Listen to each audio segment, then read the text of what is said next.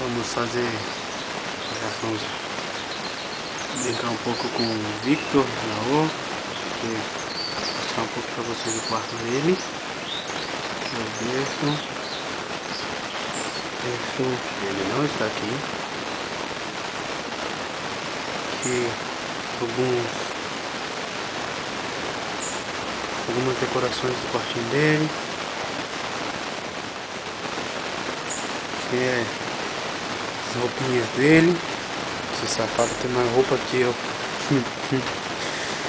Aqui também.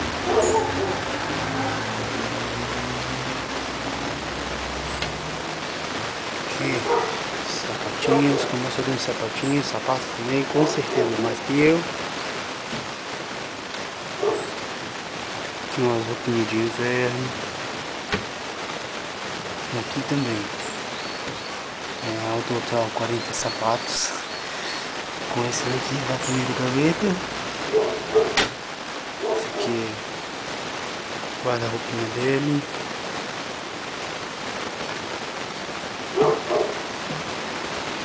Pra bagunça. Assim.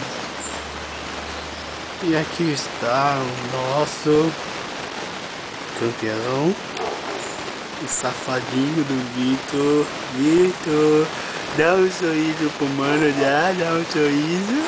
E meu menino papai. Dá um oi pro pessoal, dá um oi.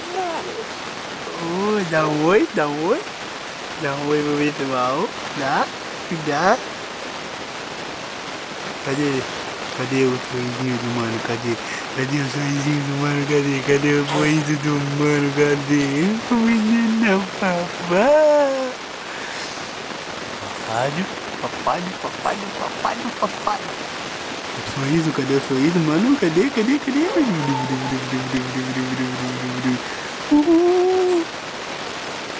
Fala com o mano. Eu.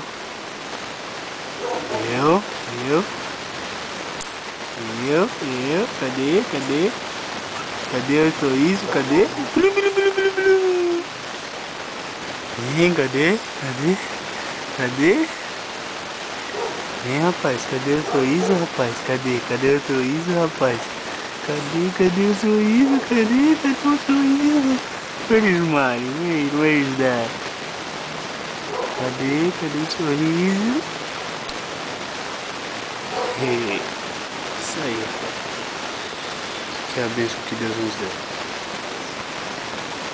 Dá tchau pro pessoal. Dá tchau.